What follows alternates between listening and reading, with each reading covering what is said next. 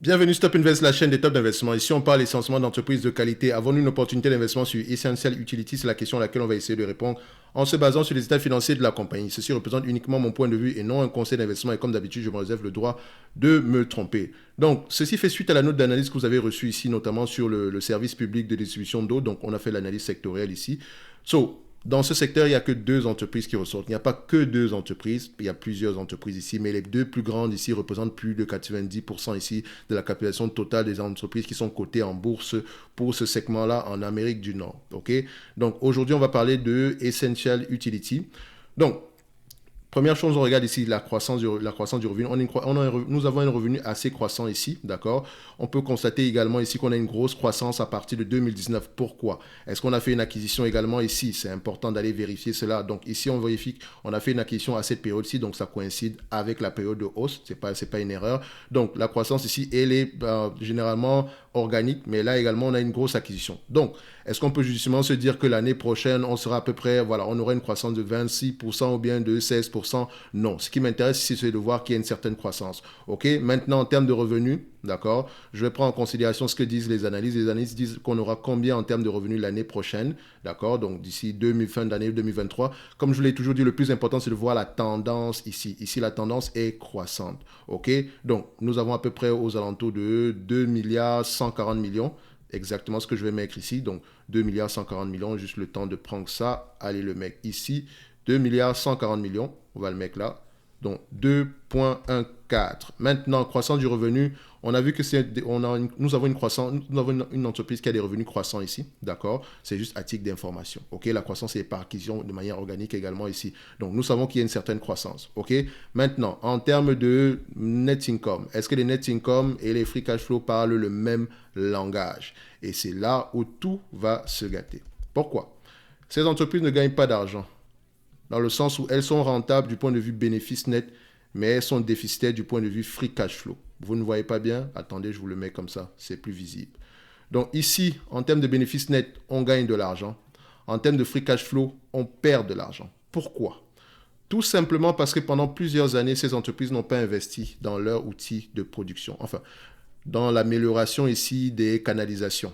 Or, aujourd'hui aux États-Unis, les canalisations sont de plus en plus vieillissantes, en moyenne une soixantaine d'années.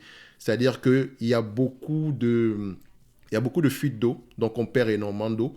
Et quand on arrive dans une période où l'eau est de plus en plus importante, là, l'eau est de plus en plus importante aujourd'hui. Enfin, elle a toujours été importante, mais aujourd'hui, c'est encore plus que les années précédentes. Elles n'ont pas le choix que d'investir massivement dans l'outil de production. Et vous pensez qu'elles vont investir massivement en faisant quoi?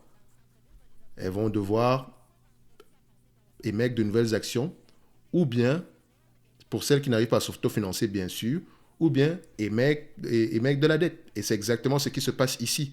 Donc, quand vous allez prendre cette compagnie-ci, c'est bien de la regarder du point de vue des prix, des bénéfices nets, mais dites-vous que vous ne gagnez pas d'argent du tout. Donc, déjà, à partir de ce moment-ci, pour cette compagnie, je sais une chose, je ne paierai pas plus que 10 fois les bénéfices ici. D'accord? Tout simplement parce qu'on a ce genre de variation-ci. On va prendre plusieurs exemples, ne vous inquiétez pas par rapport à ça. Donc, ici, par exemple, je constate que nous avons à peu près, parce que quand je compare avec les free cash flow, vous voyez qu'on a moins 400 millions ici. C'est-à-dire que non seulement on a consommé le 400 millions qu'on a reçu ici, d'accord, plus on a dû s'endetter ou bien émettre de nouvelles actions pour un montant de 400 millions supplémentaires. Donc au total, en termes de dépenses en capital, c'est près de 800 millions. Donc on peut également voir ici le CAPEX, d'accord, le capital expenditure par rapport aux revenus. Vous voyez que ce ratio-là, la dépense en capital par rapport au revenu, ce ratio a tendance à augmenter. Peut-être qu'il n'est pas visible, comme ça vous avez dit que non, il n'a presque pas bougé. Mais attention, quand on le prend comme ça en termes de volume également, CAPEX, voilà. Je le prends ici, CAPEX, pas en pourcentage du revenu, capital expenditure, capital expenditure, voilà. Ok, donc vous voyez qu'il augmente de plus en plus. Et vous allez me dire, oui, mais à un moment donné, ils vont devoir arrêter la dépense. Non. En fait, au moins pour la décennie à venir, et ça a commencé depuis bien longtemps. Vous avez vu ici que pendant une période, ils se sont reposés, mais à partir de 2017, ça a recommencé, tout ça a recommencé. Ils ont doublé de volume, ok? Et ça ne fait que s'intensifier. Les dépenses sont élevées. Donc, si vous aimez ce secteur, privilégiez plutôt les compagnies qui vont gagner de l'argent grâce aux dépenses en termes de maintenance et en termes de croissance. Point. En date d'aujourd'hui, pour cette entreprise-ci, d'accord, en termes d'évaluation, je prends ici les bénéfices nets, les margins ici, margin, bénéfice net ici, margin, donc on regarde ici, net income margin, ça nous donne combien? Je vais prendre la médiane, d'accord? On va le faire comme ça. Donc, vous constatez ici que les marges sont assez élevées. Donc, la médiane ici, c'est 18%. Sur les 10 dernières années, nous avons une médiane à peu près de 26%. La pandémie étant également passée par là, est-ce qu'on peut se dire judicieusement, depuis 2018, nous n'avons plus des marges de 26%. Nous avons quelque chose en tout de 22, 20% par là. L'acquisition également ici a dû avoir un impact sur cette compagnie. Donc faites attention. Peut-être que pendant l'entreprise qu'on a rachetée ici n'a peut-être pas les mêmes marges que celle qu'avant. Enfin, n'a peut-être pas les mêmes marges que l'entreprise avant l'acquisition. Donc, Essential Utility, d'accord, a peut-être racheté une entreprise qui était déficitaire. Donc, le temps d'ajuster, etc., ça a un impact négatif sur les marges. Mais ces marges-là pourraient continuer à augmenter. Donc, qu'est-ce que je vais prendre ici comme marge? Et je vais me situer ici aux alentours de... Je me mettrai aux alentours ici de, disons, je prends 22% au niveau des marges, d'accord? Si je prends sur toute la longue période ici, on sera à 18%, d'accord? Si je prends à peu près sur les 20 dernières années, on est à 20%. Sur les 10 dernières années, on sera aux alentours de 26%. Est-ce que je prends 26% ce genre d'entreprise? J'ai du mal à accepter de prendre du 26% ici, ok? Tout simplement parce que c'est, comment on dit ça? Je ne sais pas si ces marges-là vont revenir à une certaine moyenne. Donc, je prendrai d'abord les marges qu'on a eues sur voilà, la période à peu près sur les 20 dernières années. D'accord? Donc, je vais prendre ici, voilà, on va le mettre comme ça. Ou bien pour faire simple, hein, on va prendre l'estimation des analyses par rapport aux marges. On ne va pas se casser la tête ici. Donc ici, normalize, on le met ici en un an. Ça nous donne à peu près combien? On s'attend à peu près à 463 millions. Ou disons 464. On va le prendre en termes de volume. OK? 464. 464 millions. Donc quand vous prenez le 464 millions ici, donc 4, 4, 6, 4, 4, 6, 4, divisé ici par 2 milliards 140 millions. D'accord? Vous obtenez combien? Vous obtenez 21%. Donc, vous voyez qu'on est à peu près à ces niveaux-là. Donc, j'avais raison à peu près de prendre du 22% par là. Donc, 464 millions. Nombre d'actions. Donc, en nombre d'actions ici, donc on le prend comme ça. C'est très important de ne pas se tromper avec les marges ici. Donc, si je prends des marges de 22% et qu'on a 26%, tant mieux. D'accord? Tant mieux. Mais si je prends des marges de 26% et qu'on a du 20%, 22% pour les années à venir, là, c'est pas bon. Donc, ici, on peut constater une chose, elle augmente également son nombre d'actions. OK? L'acquisition également ici a aidé énormément. Avant ça, c'était pas avant cette acquisition-là, on avait plutôt des revenus qui étaient des actions qui étaient stables. Donc, le nombre d'actions était à peu près stable. Actuellement, nous avons à peu près 263 millions d'actions. Donc, je mets ici 263 millions. 2, 6, 3. Donc, 2, 6, 3 ici. Maintenant, en termes de PER, vous allez voir que les PER, le marché est fou par rapport à ce genre d'entreprise ici. Le marché a tendance à payer des PER extrêmement élevés pour cette entreprise-ci, tout simplement parce que c'est un utilities, on distribue un dividende, etc.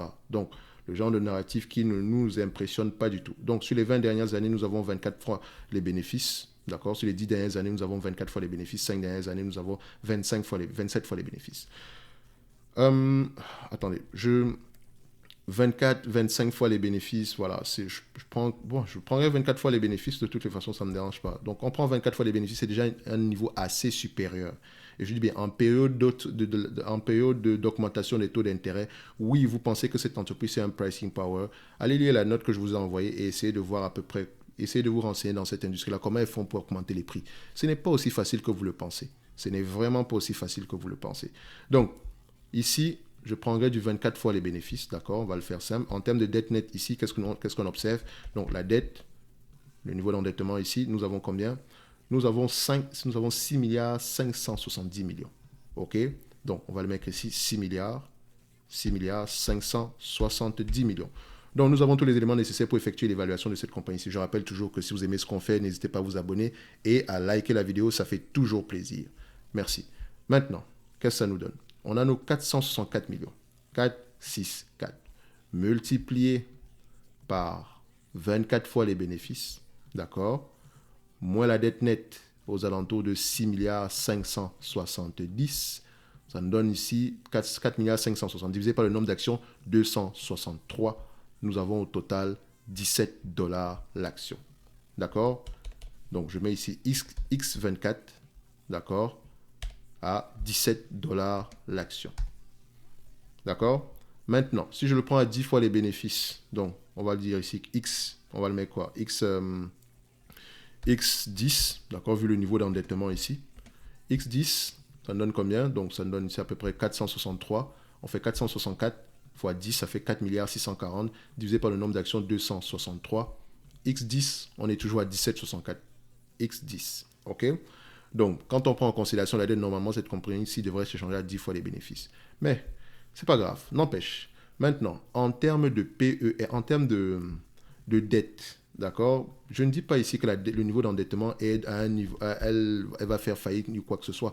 Elle a les moyens de payer cette dette-là, d'accord, mais elle paye la dette avec quoi? C'est la question qu'il faut qu'on se pose, ok? Parce que regardez ici, la dette nette sur EBITDA est aux alentours de 6,8 fois, à un niveau assez élevé pour moi. Normalement, c'est 5 fois. Et encore, on ne prend pas la dette nette moins la dépense en capital. Donc, la dette nette sur EBITDA moins la dépense en capital, ça vous donne quoi? Quelque chose qui va aux alentours de... Je pense qu'on est même plus élevé que ça, parce que techniquement, ici, on ne devrait pas avoir un chiffre négatif. À mon avis, je pense que l'EBITDA est inférieur à la dépense en capital. Donc, je vais juste regarder ça ici, EBITDA. D'accord? EBITDA ici, vous le voyez, on le met là. D'accord? Et maintenant, on met ici CAPEX, Capital Expenditure. On le met ici. Et vous voyez que la dépense en capital est plus élevée que l'EBITDA. Donc, ça veut dire que quand on fait EBITDA moins de dépenses en capital, on trouve un chiffre moins. D'accord? Donc, il nous reste rien du tout quand on a payé la dépense en capital avec l'EBITDA. Or, on ne paye pas la dépense en capital avec l'EBITDA. Dans l'EBITDA, vous devez encore enlever les intérêts et les taxes. Vous payez peut-être la dépense en capital ici avec la dépréciation, amortissement, plus les bénéfices nets. D'accord? Donc, ces entreprises-ci sont des gouffres. Donc, en ce moment, franchement, il n'y a rien à voir sur Essential Utility. D'accord? C'est un business assez solide. Ils peuvent se permettre de payer, voilà, de rembourser cette dette-là. Comme je l'ai dit, on a 464 millions ici qu'on rapporte chaque année. Divisé par la capitalisation boursière actuelle qui est de 12 milliards 770, nous avons un rendement de 3,63%. On paye un dividende ici de 2,36. Donc, on va faire fois 100. Oh non, même pas fois 100. On fait moins 0,0236. Ça donne combien? Ça donne 1,27. Multiplié par la capitalisation boursière, 77, 0. Il nous reste à peu près 162 millions à rembourser pour la dette. Donc, après avoir payé le dividende, on n'a même pas encore payé la dépense en capital, hein. Il nous reste 162 millions dans les poches. Et avec ces 162 millions, on doit repayer la dette, etc. Ce qui est bien, c'est qu'elles peuvent avoir une dette assez... Enfin, la maturité peut être assez élevée, d'accord, dans le temps, vu que ce sont des business à peu près qui ont généralement des contrats à très, très long terme. OK? So, est-ce que ça vaut judicieusement? Est-ce que c'est donc une raison pour laquelle on va investir dans Essential Utility? Parce que je sais généralement que les gens vont regarder cette compagnie ici du point de vue dividende, croissance, etc. Mais excusez-moi, on ne rapporte pas d'argent. Ça ne sert à rien d'être indulgent avec ce genre de compagnie-là. On ne rapporte pas d'argent, on ne prévoit pas rapporter de l'argent au moins sur les 5 ans à venir. Donc, sur les 5 prochaines années, la dette va augmenter. Donc, si vous voulez évaluer cette compagnie-ci, prenez-la à 10 fois les bénéfices. Et à 10 fois les bénéfices, on ne prend pas en considération la dette. Le marché ne prend pas encore en considération la dette. Et tôt ou tard, il va finir par le faire. Ne vous inquiétez même pas par rapport à ça. D'accord? Donc, en date d'aujourd'hui, oui, on gagne de l'argent, mais est-ce que c'est durable? C'est la question qu'on doit se poser. Pendant combien de temps on va continuer à supporter ce niveau d'endettement qui augmente de plus en plus? Donc pour moi, Essential Utilities n'est pas une opportunité d'investissement. Si cette compagnie-ci vous intéresse, allez-y l'attendre aux alentours de 17-20 $ à l'action. OK? En date d'aujourd'hui, ce n'est clairement pas le cas. OK? So, moi ici, je me réserve également le droit de me tromper. Et je pense que c'est l'une des entreprises qui ne devrait même pas payer un dividende. D'accord? Elle ne devrait pas le faire. Ça ne sait pourquoi elle va payer un dividende. Je ne comprends pas la logique de payer un dividende quand vous avez des investissements massifs. Ça n'a pas de sens. Ça n'a vraiment pas de sens. Donc, il faut souvent critiquer ce dividende-là également. Et c'est le cas pour cette compagnie-ci. Il n'y a rien à payer comme dividende ici. Tout cet argent-là ne suffit même pas pour payer la dépense en capital de croissance. Donc, on doit s'endetter de plus en plus. Est-ce que c'est une bonne décision? Point d'interrogation. On va se donner rendez-vous sur la prochaine vidéo. D'ici là, portez-vous bien. Merci.